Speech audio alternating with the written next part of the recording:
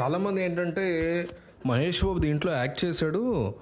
ఈ యాడ్లో సాయి సూర్య డెవలపర్స్ సంబంధించిన యాడ్లు, డెన్వర్ యాడ్లో వందల యాడ్లు చేస్తాడు మహేష్ బాబు లాంటి సూపర్ స్టార్. నాకు కూడా చాలా ఇష్టమైన హీరో. కానీ సో యాడ్లు నటించాడు అంతే కదా. సో మహేష్ బాబుకి ఈడీ నోటీస్ ఇవ్వాల్సినటువంటి అవసరం ఏంటి? ఏదో వాళ్ళు జస్ట్ ఎంక్వైరీ కోసం అడుగుతారు అంతే తప్ప అని. కానీ ఇక్కడ చాలామందికి అర్థం కాని విషయం ఏంటంటే రెండు విషయాలు ఉన్నాయి. ఒకటి, యాక్ట్ చేసినా సరే మనం ఎథికల్గా మోరల్ లెవెల్లో మనం వాళ్ళని క్వశ్చన్ చేయాలి. దాని గురించి మాట్లాడుకుందాం. అట్లాగే ఇక్కడ ఈడీ ఇచ్చినటువంటి నోటీసులు కేవలం నటించారు, ఎందుకు నటించారు మీరు యాడ్లో అనేది కాదు. ఆ యాడ్కి సంబంధించి తీసుకున్నటువంటి రెమ్యునరేషన్ ఏదైతే ఉంటుందో అది అందిన విధానం కూడా ఈడీ అధికారులు దీంట్లో కూడా చాలా అంటే ఇప్పుడు 5.9 కోట్ల రెమ్యునరేషన్ తీసుకున్నారు మహేష్ బాబు ఈ సాయి సూర్య డెవలపర్స్ అనే దానికి బ్రాండ్ అంబాసిడర్గా ఉండడానికి, యాడ్స్లో నటించడానికి.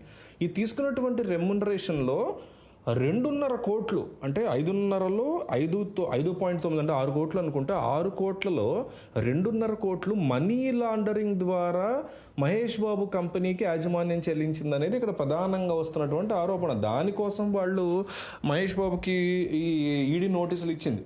నటించావు, ఎందుకు నటించావు అనేసి కాదు. నార్మల్ నోటీసెస్ ఏం కావు ఇవేమి. సమన్లు అంటాం మనం. సమన్లు అంటే క్వశ్చన్, మీ వైపు ఏదో తప్పు ఉన్నట్టు మాకు తెలిసింది, సో మిమ్మల్ని క్వశ్చన్ చేయడానికి ఒకసారి మీరు కోర్టు పరిధిలో మీకు సంబంధించిన ఇన్ఫర్మేషన్ మేము ఇవ్వడం కోసం మీరు ఒక ఎంక్వైరీకి రండి అనడానికి సమన్లు అంటాం. అది కోర్టు ఇస్తుంది, ఒక్కోసారి పోలీసులు కూడా ఇస్తారు, కోర్టు ద్వారా ఇస్తారు పోలీసులు బేసిక్గా చెప్పాలంటే. సో శ్రీ సాయి సూర్య డెవలపర్స్కి సంబంధించినటువంటి రియల్ ఎస్టేట్లో జరిగిన మనీ లాండరింగ్ వ్యవహారంలో, మనీ లాండరింగ్ ఎట్లా జరుగుతుంది రియల్ ఎస్టేట్లో అంటే దాని యొక్క విలువ, ఇప్పుడు ఒక అపార్ట్మెంట్ యొక్క విలువ ప్రభుత్వ లెక్కల్లో 1 కోటి రూపాయలు చూపించి బయటేమో దాన్ని 2 కోట్లకు అమ్ముకొని ఈ మిగిలినటువంటి 1 కోటి రూపాయలు ఏవైతే ఉన్నాయో దాన్ని మనీ లాండరింగ్ ద్వారా అంటే వేరే వాళ్ళకి సంబంధించిన చిన్న ఫేక్ వ్యాపారాలు, లేని వ్యాపారాలు చూపించి దాని ద్వారా ట్యాక్స్ ఎగ్గొట్టడం. బేసిక్గా మనీ లాండరింగ్ అంటే వేరే దాంట్లో వ్యాపారంలో చూపిస్తూ మనీ మొత్తం ట్యాక్స్ ఎగ్గొట్టడం మనీ లాండరింగ్ అంటాం, ట్యాక్స్ ఎవేషన్ అంటాం. సో అట్లా చేసి ఎన్నో కోట్లు ఉన్నాయి సాయి సూర్య డెవలపర్స్ వాటిలో. అందులో మళ్ళీ మహేష్ బాబు తీసుకున్నటువంటి 6 కోట్ల రెమ్యునరేషన్ లేదా 5.9 కోట్ల రెమ్యునరేషన్లో 2.5 కోట్ల రెమ్యునరేషన్ కూడా మనీ లాండరింగ్ ద్వారా అంటే ఫేక్ కంపెనీల ద్వారా మహేష్ బాబుకి అందజేశారు అనేది బిగ్గెస్ట్ ఎలిగేషన్.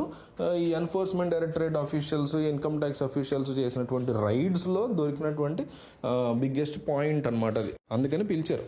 సో అయితే ఇక్కడ మహేష్ బాబు దీనికి సంబంధించినటువంటి విచారణకు ఆయన హాజరవ్వచ్చు, లేకపోతే ఆయన లాయర్ని పంపిస్తారు. ఇట్లాంటి వాటికి తన క్లయింట్కి ఎటువంటి సంబంధం లేదు. వాళ్ళు ఇచ్చినటువంటి థింగ్ తీసుకున్నారు తప్ప.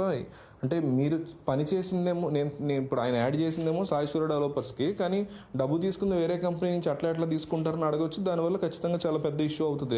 ఏం చిన్న విషయం కాదు. ఒకటి. రెండోది, చాలామంది అభిమానులతో వచ్చినటువంటి తలకే నొప్పి ఏంటంటే ప్రతి హీరో మహేష్ బాబు, నేను చాలా పెద్ద ఫ్యాన్ మహేష్ బాబు, అది వేరే విషయం. సో మహేష్ బాబు ఫ్యాన్స్ అని కాదు, ప్రభాస్ అని కాదు, చిరంజీవి అని కాదు, బాలకృష్ణ అని కాదు, అల్లు అర్జున్ అని కాదు. మొన్న కూడా అల్లు అర్జున్ వల్ల చాలా దారుణమైనటువంటి డ్యామేజ్ ఒక చిన్నపిల్లడి ప్రాణం మీదకి వచ్చినా కూడా, అక్కడ కూడా పవన్ కళ్యాణ్ ఫ్యాన్స్ కూడా అంతే, వచ్చినా కూడా దారుణమైనటువంటి ఇబ్బంది జరిగినా కూడా అక్కడ కూడా దరిద్రంగా అల్లు అర్జున్ని వెనకేసుకురావడం. పవన్ కళ్యాణ్ సంబంధించి కూడా ఇలాంటి ఇష్యూస్ జరిగినప్పుడు పవన్ కళ్యాణ్ ఫ్యాన్స్ కూడా ఫూలిష్గా పవన్ కళ్యాణ్ వెనకేసుకురావడం. ఈ కైండ్ ఆఫ్ మెంటాలిటీని మానేయాలి మన వాళ్ళు. ఒక యాడ్ చేస్తున్నాడు. ఇప్పుడు నాకు చాలా ఇష్టమైన హీరో, అందరికంటే ఎక్కువ నాకు చాలా ప్రాణమైన హీరో చిరంజీవి. నేను చిరంజీవికి వీర అభిమాని.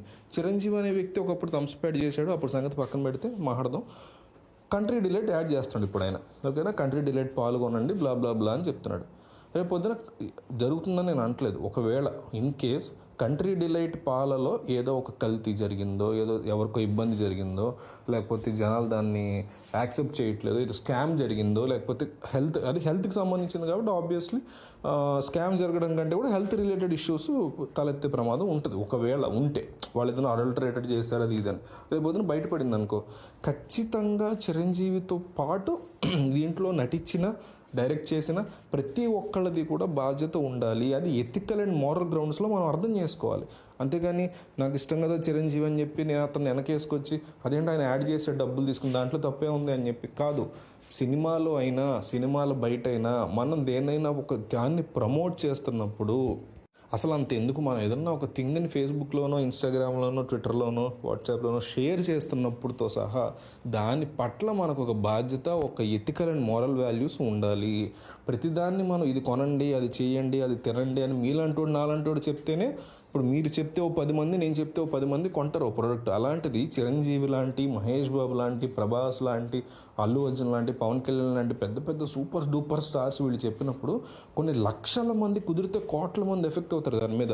సో వాళ్ళు బాధ్యతాయుతంగా వాటికి సంబంధించి పూర్తి వివరాలను తెలుసుకున్న తర్వాతే వాటిని ప్రమోషన్ చెయ్యాలి అంట. నేను రీసెంట్ నాకు చాలా ఇష్టమైన హీరో నాని, నిన్న మొన్న కూడా నేను ఎక్కడో ఫ్లెక్సీలు చూసాను, నాని ఏదో రియల్ ఎస్టేట్ దానికి ఏదో ఇట్లాగే చేస్తున్నాడు. చూసి అనుకున్నా నీకెందుకు ఆయన మళ్ళీ దీంట్లోకి దిగాడు, మళ్ళీ ఆడే రియల్ ఎస్టేట్ వాడు ఏ హ్యాండ్ ఇస్తే మళ్ళీ నానికి ఇబ్బంది అవుతుంది. ఖచ్చితంగా అప్పుడు నాని క్వశ్చన్ చేస్తాం. మనం ఎవరిని కూడా వదిలే ప్రసక్తి లేదు. ఎవరైతే ఉంది ప్రజలు అల్టిమేట్గా ఇబ్బంది పడుతున్నప్పుడు మనం దానికి సంబంధించిన వాళ్ళు మన వాళ్ళు ఉన్నా సరే మనం వాళ్ళని క్వశ్చన్ చేయాలి, వాళ్ళు దాంట్లో అకౌంటబుల్ చేయాలి. క్వశ్చన్ మాత్రమే కాదు, అకౌంటబిలిటీ అయ్యాక బాధ్యత తీసుకునేదాకా మనం వదిలే ప్రసక్తి లేదు. సో ఇందులో రెండు రకాలు, ఒకటి మహేష్ బాబు నిజంగానే మనీ లాండరింగ్ జరిగిందా లేదా అనేది అధికారులు తేల్చారు, దాని గురించి మనం ఎటువంటి జడ్జిమెంట్ ఇవ్వలేం. రెండోది రియల్ ఎస్టేట్ పరంగా జరిగినటువంటి ఒక స్కామ్ జరిగింది, మనీ లాండరింగ్ స్కామ్ జరిగిందని చెప్తున్నారు సాయి సూర్య డెవలపర్స్. వాటికి సంబంధించి అంటే వాళ్ళు మనీ ఎగవేత చేశారా ఇదంతా కూడా మహేష్ బాబుకి సంబంధం లేకపోయినా వీళ్ళు కన్స్ట్రక్షన్ పరంగా ఏదన్నా క్వాలిటీ థింగ్ కానీ లేకపోతే కడతామని మాట ఇచ్చి డబ్బులు తీసుకుని ఎగ్గొట్టడం కానీ వీటి పట్ల మహేష్ బాబు ఉంటే మహేష్ బాబుకి, ఆ ప్లేస్లో చిరంజీవి ఉంటే చిరంజీవికి, బాలకృష్ణ ఉంటే బాలకృష్ణకి, పవన్ కళ్యాణ్ ఉంటే పవన్ కళ్యాణ్కి, అల్లు అర్జున్ ఉంటే అల్లు అర్జున్కి పూర్తి కంప్లీట్ బాధ్యత ఉంటుంది. గతంలో చిరంజీవి థమ్స్అప్ యాడ్లు చేశారు, తర్వాత మహేష్ బాబు చేశారు, ఇప్పుడు అల్లు అర్జున్ చేస్తున్నాడు. ఎవరు చేసినా సరే ఆ థమ్స్అప్ రిలేటెడ్ ఇష్యూస్ ఏమైనా రేపొద్దున రైజ్ అయితే, పెస్టిసైడ్స్ అనండి ఇంకోటి దానివల్ల ఎవరిని ఇబ్బంది పడితే మెజారిటీ ఆఫ్ ద పీపుల్, ఏదో చిన్న చిత్తగా ఒక దాంట్లో బొద్దింగ్ వచ్చిందని అలాంటివి కాదు, మెజారిటీ ఆఫ్ ద పీపుల్ దాని గురించి ఇబ్బంది పడితే ఒకవేళ ఖచ్చితంగా అప్పుడు మహేష్ బాబు అయినా, చిరంజీవి అయినా, అల్లు అర్జున్ ఎవరైనా బాధ్యతలు వహించాల్సిందే. అంతేగాని జేబులో ₹1 తీసుకున్నాం కదని సినిమాల్లో ఏది పడితే చెప్పేసి వెళ్ళిపోయినట్టు, యాడ్లో కూడా ఏది పడితే చెప్పేసి వెళ్ళిపోతే అది జనజీవనాన్ని, సొసైటీని అది ఎఫెక్ట్ చేస్తుంది. కాబట్టి వాళ్ళు ఖచ్చితంగా మోరల్గా, ఎథికల్గా దానికి బాధ్యత వహించాల్సిందే. ఉత్తినే మేము డెమినేషన్ తీసుకొని చేసిన ఒక సినిమా లాంటిది ఇదంటే సినిమాల్లోనే చేయకూడదు. ఫస్ట్ ఆఫ్ ఆల్ అట్లాంటి మిస్లీడింగ్, ఇది ఖచ్చితంగా జనాల్ని మోసం చేయడమే అవుతుంది.